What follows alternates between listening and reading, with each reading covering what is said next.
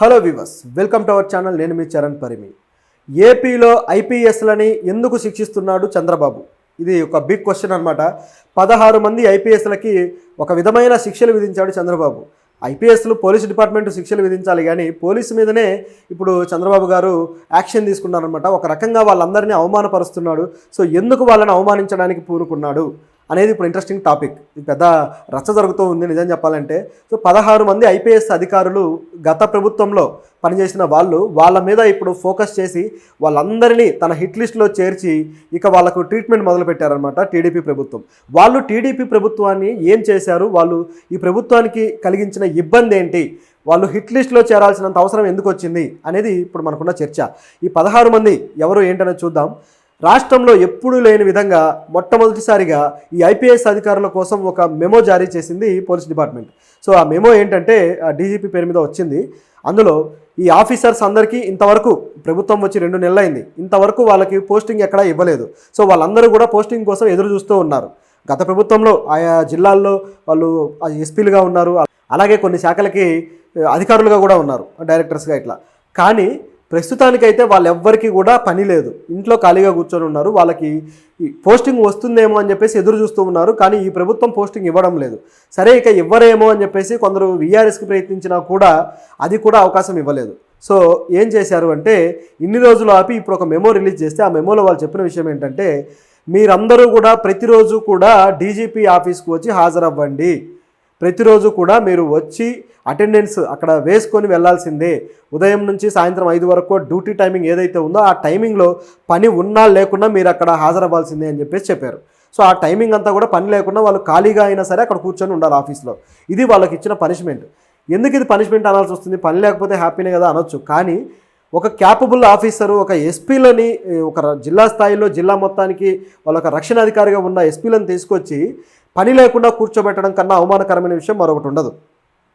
పైగా గత ప్రభుత్వంలో వీళ్ళంతా చక్రం తిప్పిన వాళ్ళు, ఇప్పుడు వీళ్ళు అక్కడ కూర్చొని ఒక కామ్గా ఉండిపోవాల్సిన పరిస్థితి ఏర్పడింది. ఎందుకు ఇలాంటి దుస్థితి వచ్చింది అనేది గమనిస్తే వీళ్ళందరూ కూడా గత వైసీపీ ప్రభుత్వానికి కొమ్ముగాయడం వల్ల అనేది ఉన్న వార్త. ఎప్పుడైనా సరే గత ప్రభుత్వం అనే కాదు, ఇప్పుడు చూసుకున్నా ఇప్పుడున్న ఆఫీసర్లు చాలామంది ఈ ప్రభుత్వానికి కొమ్ముగాస్తూ కనబడుతూనే ఉన్నారు, అది తెలుస్తుంది. తర్వాత ఈ ప్రభుత్వమే కాదు, గతంలో చంద్రబాబు గారు వచ్చినప్పుడు, అంతకుముందు వైఎస్ఆర్ గారు ఉన్నప్పుడు కూడా ప్రతి సందర్భంలోనూ పోలీస్ డిపార్ట్మెంటు, అలాగే కొన్ని రాష్ట్ర డిపార్ట్మెంట్లు ఏవైతే ఉంటాయో, సిఐడి కావచ్చు, అలాగే కొన్ని ముఖ్యమైన శాఖలు, అవినీతి శాఖకు సంబంధించినవి కావచ్చు, ఇవన్నీ కూడా రెవెన్యూ శాఖల అధికారులు, అలాగే కమిషనర్లు, కార్పొరేటర్లు, సో వీళ్ళంతా కూడా మున్సిపల్ కమిషనర్లు, వీళ్ళంతా ప్రభుత్వానికి అనుకూలంగానే పనిచేస్తూ వస్తారు. ఆ శాఖలకు సంబంధించిన వర్క్ మాత్రమే కాకుండా ప్రభుత్వం ఎలా చెబితే అలా, ఇంకా చెప్పాలంటే ప్రభుత్వంలో ఉన్న పార్టీ, ఆ పార్టీ శ్రేణులు, ఆ పార్టీ అధికారులు, ఆ పార్టీ లీడర్లు, వాళ్ళ కార్యకర్తలు వీళ్లకు అనుకూలంగా పనిచేసుకుంటూ రావడంతో మన ప్రజాస్వామ్య వ్యవస్థ ఇప్పటికే భ్రష్టు పట్టిపోయింది. సో ఇది తీవ్ర స్థాయిలోకి చేర్చే ప్రయత్నం అనమాట ఇది. ఇప్పుడు వీళ్ళు ఈ 16 మంది అనే కాదు, ఇప్పుడు ప్రభుత్వం కూడా అదేవిధంగా వ్యవహరిస్తూ వస్తుంది. వీళ్ళని ఎందుకు యాక్షన్ తీసుకోవాల్సి వస్తుందంటే తెలిసిపోతుంది కదా. వీళ్ళ మీద యాక్షన్ తీసుకునేది కూడా పోలీస్ డిపార్ట్మెంటే. ఎందుకు యాక్షన్ తీసుకుంటుంది అంటే ఇది ఒక కక్షపూరిత రాజకీయంగా కనబడుతుంది తప్పితే మరొకటి కాదు. మరి ఎందుకు ఈ కక్ష అంటే వాళ్ళు వీళ్ళ మీద రాళ్ళేయడం, సో ఆ దెబ్బలు తగిలాయి కాబట్టి ఆ దెబ్బలకి మళ్ళీ తిరిగి రిటాలియేషన్గా వీళ్ళు రాళ్ళేయడం. సో ఇది ఇక్కడ జరుగుతుంది. అయితే ఈ 16 మంది ఎవరు ఏంటనేది ఒకసారి గమనిస్తే కొన్ని విషయాలు మనకు అర్థమవుతాయి. అంటే వాళ్ళు ఏం చేశారనేది కూడా తెలుస్తుంది. ఇంటెలిజెన్స్ చీఫ్ పిఎస్ఆర్ ఆంజనేయులు గారు. సో ఈయన ఇన్ని రోజులు ఖాళీగానే ఉండాల్సి వచ్చింది. చంద్రబాబు గారు ఆయన ఏవైతే ఆ ప్రచారం టైంలో కావచ్చు, ఈ టైంలో వీళ్ళు ఇబ్బంది పెట్టారు కాబట్టి ఈయన మీద ఇలాంటి యాక్షన్ తీసుకుంటున్నారనే ఆరోపణ అయితే వచ్చింది. సో ఈయన ఐబీ చీఫ్గా ఉన్నప్పుడు చేసిన పని ఏంటంటే టీడీపీ శ్రేణులందరినీ కూడా ఈయన ఈ ఇంటెలిజెన్స్ ద్వారా ఇబ్బంది పెడుతూ వచ్చాడు. దాంతో ఇక ఖచ్చితంగా ఈ గవర్నమెంట్ వస్తే మా మీద యాక్షన్ తీసుకుంటుంది అని ఆయన ఆలోచించి గవర్నమెంట్ రావడానికి 2 రోజుల ముందే ఆయన వీఆర్ఎస్ తీసుకోవడానికి అప్లై చేసుకున్నాడు. కానీ దానికి ప్రభుత్వం అంగీకరించలేదు. నువ్వు ఆగు, నీకు ఇంకా చాలా పని ఉంది, నీకు ట్రీట్మెంట్ ఉందని చెప్పి ఆపారు. ఆపిన తర్వాత ఇప్పుడు ఇన్ని రోజులు ఖాళీగా ఉన్నారు, ఇక ఈయన్ని రండి మీరు వచ్చి సంతకాలు పెట్టి అటెండెన్స్ వేసుకోండి, కూర్చోండి అని చెప్పేసి ఈయనకి ఆదేశాలు అయితే జారీ చేశారు.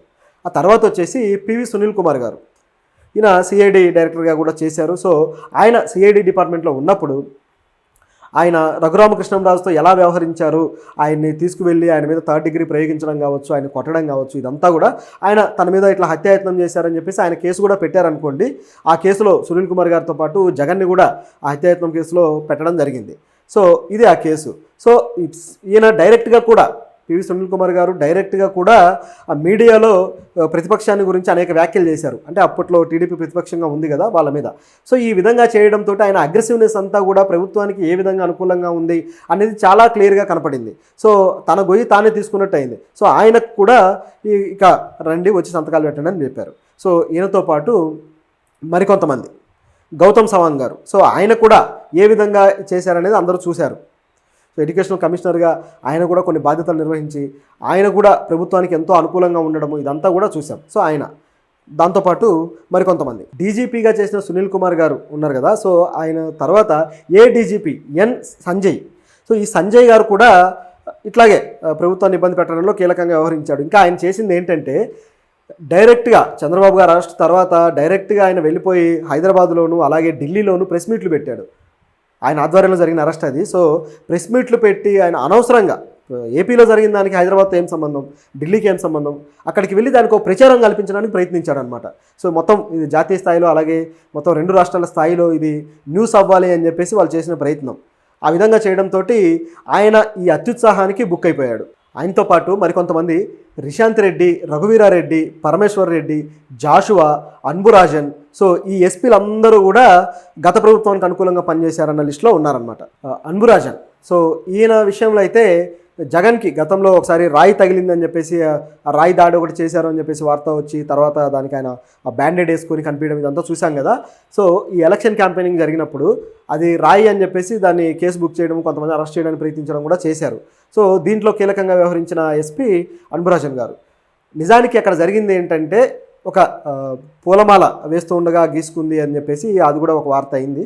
కానీ ఈయన చూపించిన అత్యుత్సాహం, అది రాయి నిజంగా వేశారా లేదా తెలియదు కానీ ఆ అత్యుత్సాహం అనేది ఇప్పుడు ఆయన పీకవ చుట్టుకుంది. ఇది ఒకటే కాదు, సిబిఐ డిపార్ట్మెంట్కి సంబంధించిన ఒక ఆఫీసర్ మీద కూడా ఆయన కేసు బుక్ చేయడం జరిగింది. అంటే జగన్ ఈ వివేక హత్య కేసు ఏదైతే ఉందో దానికి సంబంధించి దర్యాప్తు చేస్తున్న ఆఫీసరు, సో ఆయన మీద వేరే విధంగా తీసుకొచ్చేసి ఒక కేసు అయితే బుక్ చేశారనమాట. సో ఈ అత్యుత్సాహానికి కూడా ఆయన్ని ఇప్పుడు టార్గెట్ చేశారు. సో ఈ విధంగా ప్రతి ఆఫీసర్ మీద టార్గెట్ చేస్తూ వస్తున్నారు. అలాగే కొల్లి రఘురామరెడ్డి అనే మరో ఐపీఎస్. సో ఈయన నంద్యాలలో చంద్రబాబు గారి అరెస్టు విషయంలో చాలా కీలకంగా వ్యవహరించిన వ్యక్తి అనమాట. సో కాస్త అత్యుత్సాహం ప్రదర్శించాడు అని చెప్పేసి ఆయన మీద కూడా ఈ యాక్షన్ అయితే తీసుకోవడం జరిగింది. దీంతోపాటు అమరావతి రైతుల విషయంలో ఎవరైతే ఈ ఆఫీసర్లు ఎస్పీలు ఉన్నారో వీళ్ళు బిహేవ్ చేసిన దాన్ని బట్టి వాళ్ళ మీద కూడా కేసులు బుక్ చేయడం జరిగింది. కేసులు అంటే ఇట్లా పనిష్మెంట్. సో ఆ ఆఫీసర్స్ ఏం చేశారంటే ఒక ఆఫీసర్ అయితే ఏకంగా అమరావతి గ్రామంలోకి డ్రోన్స్ పంపించేయడము ఇదంతా జరగటం వల్ల మహిళలు అక్కడ స్నానాలు చేస్తూ లేదా ఒక వాళ్ళ పర్సనల్ స్పేస్ ఉంటుంది, ఈ డ్రోన్లు ఎలా పంపిస్తారు అని చెప్పేసి అప్పట్లోనే పెద్ద వివాదం జరిగింది. సో దీనికి సంబంధించి కూడా ఒక ఆఫీసర్ మీద ఇట్లాంటి యాక్షన్ అయితే తీసుకున్నారు. ఈ విషయంలో సిహెచ్ విజయరావు అనే ఆఫీసర్ అలాగే విశాల్ గున్ని అనే ఆఫీసర్ వీళ్ళిద్దరి మీద ఈ అమరావతికి సంబంధించిన ఏవైతే నిరసనలు తెలియజేస్తూ ఉన్నారు కదా, సో వాటిల్లో వీళ్ళు అడ్డుకోవడము అలాగే అక్కడి రైతుల్ని ఇబ్బంది పెట్టడము అట్లాగే ఇట్లా డ్రోన్స్ పంపించడము వీటన్నిటి విషయంలో వాళ్ళ మీద ఇప్పుడైతే యాక్షన్ తీసుకున్నారు. అంటే డైరెక్ట్గా కేసులు పెట్టే అవకాశం లేదు కాబట్టి ఈ తరహా పనిష్మెంట్ అయితే ఇస్తూ వస్తున్నారు అనమాట. ఇక జాషువా, సో ఆయన కూడా ఈ చంద్రబాబు గారు అరెస్ట్ అయిన తర్వాత అనేక ప్రాంతాల్లో రాష్ట్ర స్థాయిలో నిరసనలు జరిగాయి. సో ఈ నిరసనలు జరిగినప్పుడు ఈ జాషువా గారు అక్కడ కంట్రోల్ చేస్తూ అంటే ఆ నిరసనలు జరగకుండా ఎక్కడికక్కడ అడ్డుకోవడానికి ప్రయత్నించడము, సో వాళ్ళని మొత్తం నిరసనలు లేకుండా చేయడానికి ఆయన చర్యలు తీసుకోవడము ఈ విధంగా చేస్తూ వచ్చాడనమాట.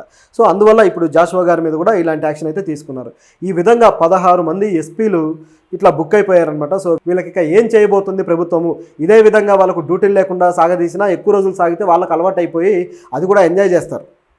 సో ఇది కాకుండా వాళ్ళని విధులు వాడుకోవాలి. ఎందుకంటే ప్రభుత్వానికి వాళ్ళు చాలా కష్టపడి ఐపీఎస్లు అయ్యారు. సరే గత ప్రభుత్వానికి వాళ్ళు అనుకూలంగా పనిచేస్తే ఏదో ఒక తరహా పనిష్మెంటు లేదా వాళ్ళకి తగిన ప్రభుత్వం ద్వారానే చేయొచ్చు. అది కూడా ఎందుకంటే ప్రభుత్వాలకు తొత్తులుగా పనిచేయడం కూడా ఒక విధమైన నేరమే.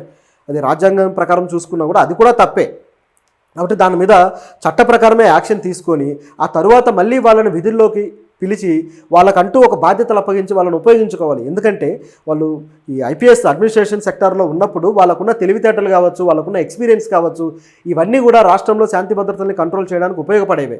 అలా నిరుపయోగంగా వాళ్ళని ఉంచడం వల్ల వీళ్ళు 16 జిల్లాలకు సంబంధించిన ఎస్పీలు, అలాగే కొన్ని శాఖలు, 16 అని కాకపోయినా మిగతా కొన్ని శాఖలు కూడా ఉన్నాయి. సో ఆ శాఖలకు సంబంధించిన హెడ్లు, సిఐడి కావచ్చు, ఇటువంటి శాఖలకు సంబంధించి, సో ఇలాంటి శాఖలకు సంబంధించిన హెడ్లు ఇలా పక్కనుంటే వేరే వాళ్ళు వాటికి వస్తారనుకోండి, కానీ వీళ్ళు కూడా ఆయా విధుల్లో ఉన్నవాళ్ళే.